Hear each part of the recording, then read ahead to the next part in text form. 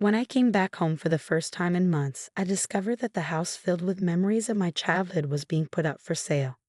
Since you always encouraged me to follow my own path, I did just that exactly as I pleased. If there's compensation required, you should be the one to cover it. After all, it's your house. This is my way of getting back at you for constantly belittling me because of my financial status. Go to hell. My husband Ken and my mother-in-law Lisa, both of whom came from modest backgrounds, sold the house without my consent while I was away. They profited from the sale and intentionally breached the contract, mocking me, the rightful owner, and making me responsible for the compensation resulting from their actions. They were completely unaware of the consequences their selfishness would bring. Their actions not only disregarded my feelings but also disrespected my parents. I can never forgive them for this. I have to cover the costs because it's my house. You better settle up quickly. If you insist, then this house is no longer mine. And as for Ken and Lisa, they'll face the consequences of their actions. I've been married to Ken for 10 years.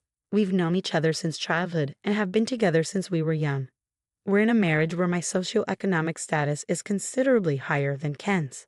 I come from a family of business owners and have always enjoyed a comfortable lifestyle. Ken, on the other hand, was raised in a single-parent household and didn't have the same financial stability. Despite this, my parents and I were drawn to Ken's character, so his background never concerned us. In fact, my parents have always treated him like their own son. My parents decided to move into another property my father owns to enjoy their retirement, so we now live in the house where my parents used to reside. This was part of their plan to support us as much as they could. We need to officially transfer the ownership of the house soon. Once that's done, you'll have full control over it. I assume you're planning to move at some point. Perhaps you could use the funds for that. A few months ago, my father informed me that he intended to give me the family home. Although the house was well maintained and perfectly livable, it was too large for us since we'd chosen not to have children. I expressed my gratitude to my parents, and even though the ownership transfer wasn't complete yet, I began coordinating with the real estate company. Hey Ken, I need you to fill out this form.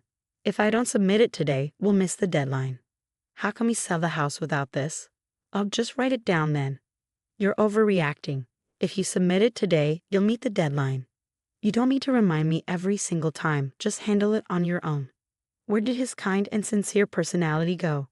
Since our marriage, Ken has become increasingly lazy and has left everything up to me. He routinely asks me to handle important documents on his behalf. If I refuse, I end up creating problems for the family, so I usually end up doing it myself to keep things running smoothly. I wonder if he'll continue to treat me like a servant. We decided to sell the house we're currently living in and have selected a new place that will be better for us. But I've been anxious about the future of our marriage with Ken and whether this decision is the right one. Then, one day, I received a call that my parents had been seriously injured in a car accident.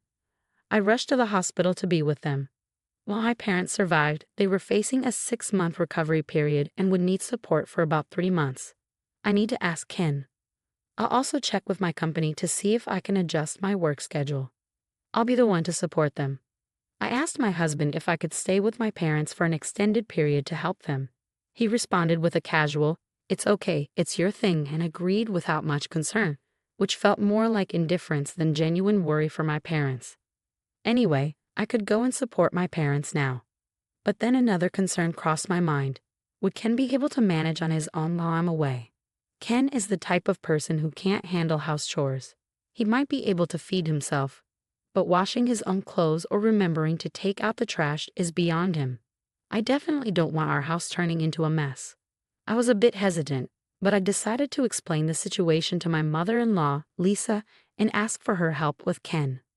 Please feel free to use anything and do whatever you need around the house, I told her. Oh my, you're really in a tough spot, aren't you, Mary? I'm sure your parents have enough funds to hire someone to help them. Or are you just missing your own parents? Lisa said with a hint of sarcasm. Don't worry, I'll take good care of my son. You can stay as long as you need, even longer than 3 months if necessary. Lisa clearly loves Ken very much and probably resents me for taking her son away.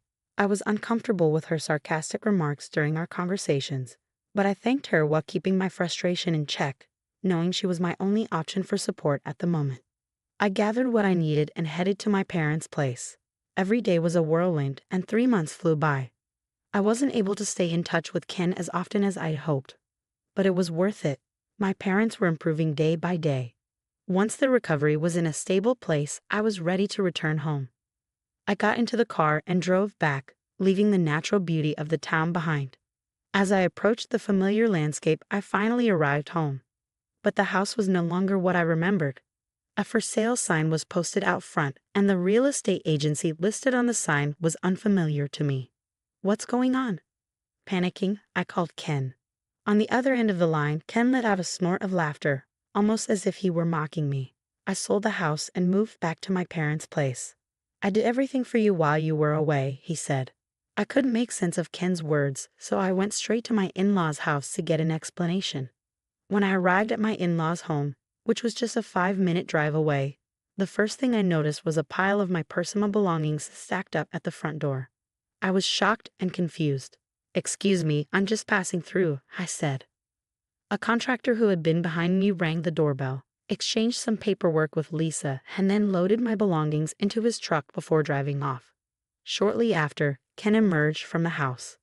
Both Lisa and Ken looked pleased as they counted the money they had received from the contractor. They were dressed in fancy clothes, and their car had been replaced with a luxury model. I barely recognized them. "Hey Lisa, what's going on?" I confronted her, my panic evident. "What are you talking about?" Lisa replied dismissively. "I cleared out your stuff from the house. You bought all that unnecessary junk.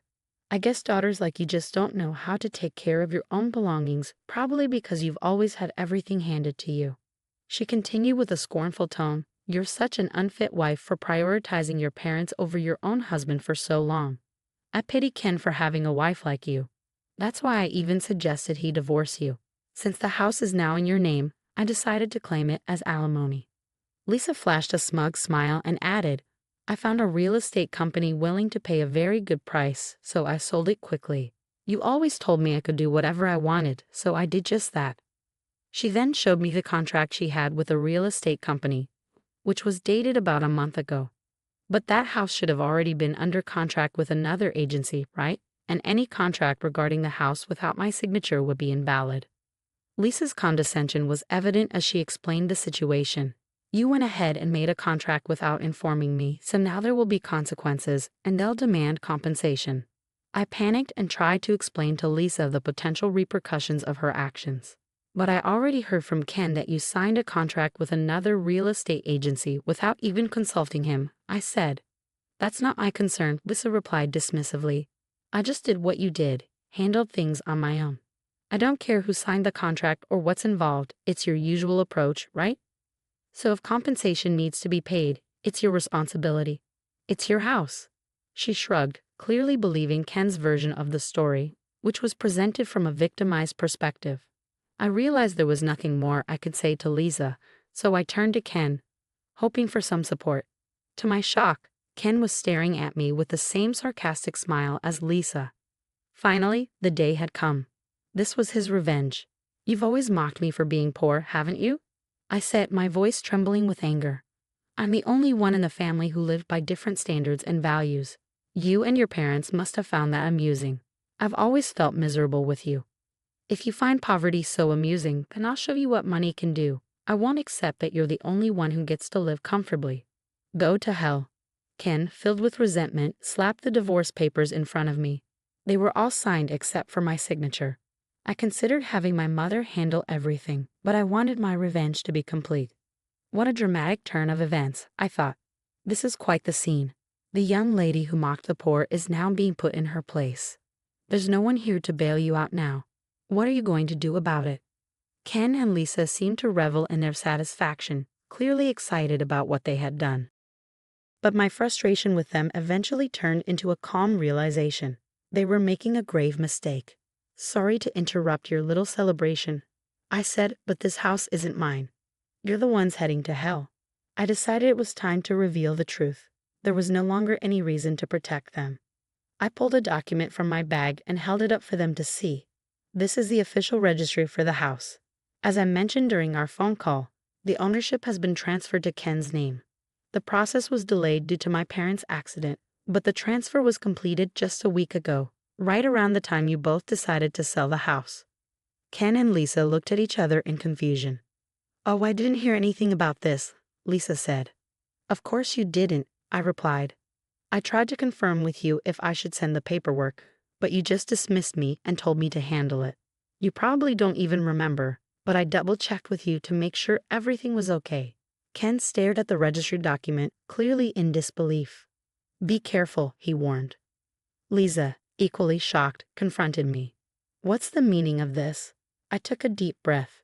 This was my parents' wish. They always treated Ken like their own son and respected you, Lisa, for raising such a wonderful man. When they decided to give us the house, they believed Ken would always take good care of me. And it was also a gesture of appreciation for you, Lisa, for all the effort you put into raising him. And yet you not only betrayed me but also disrespected my parents' sincere feelings. Ken and Lisa went pale as they absorbed my parents' true feelings. Their hands, which had been covering their mouths, were trembling. As I mentioned earlier, this situation will involve both real estate agencies. Expect that they will demand a substantial amount in compensation. "I will contact the agency I originally worked with," I continued.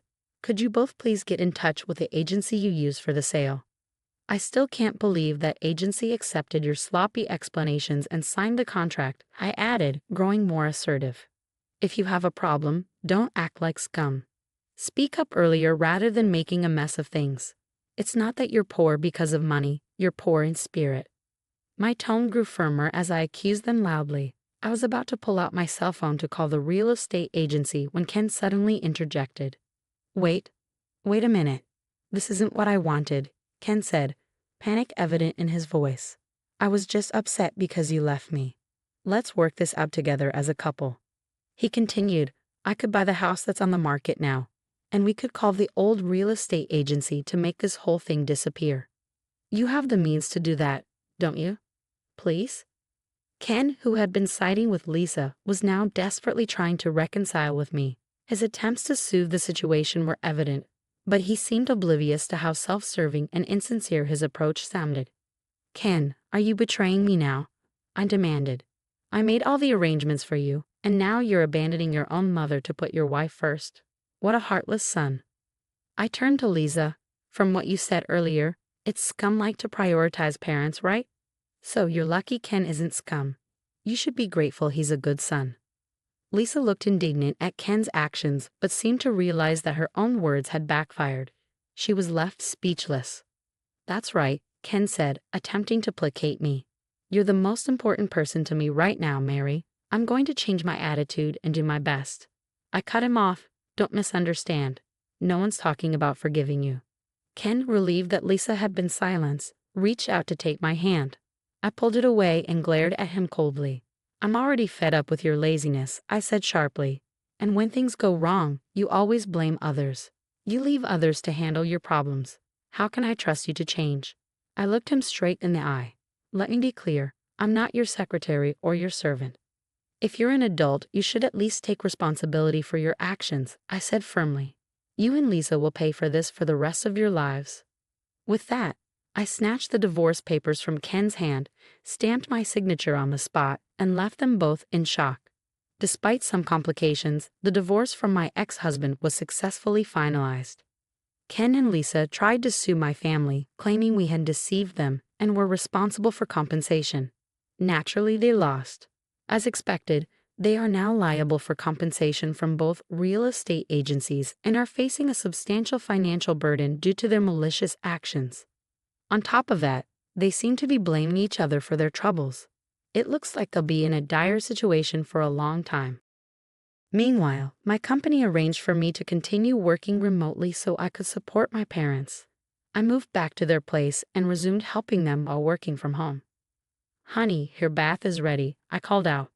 "Thank you," my mother replied. "I'll wash the dishes so you can get in the bath first today. You must be tired after your rehab session." "Actually, you should get in first, Mary," my father said. "I'll join later. I also want to clean the bathtub, so you should relax while I take care of that." My parents are still undergoing rehabilitation from the accident, but they continue to support each other and enjoy their time together. Living with them again has been heartwarming. Watching them in their enduring harmony has made me reflect on my past marriage with Ken. I realized that what was missing in that relationship was mutual respect and consideration. There were certainly things I could have done to be more considerate, but looking back, I don't believe Ken and Lisa ever had those feelings for me. Initially, I felt quite sad and frustrated about the divorce. But now I can say with confidence that it was for the best. If I ever meet someone again, I'll need to be extremely cautious. I hope never to cause my mom and dad any more worry. I've decided to take the lessons learned from the ordeal with Ken and Lisa and apply them to the rest of my life. I will always remember to thank my parents and never forget their support as I start my new life in a new place.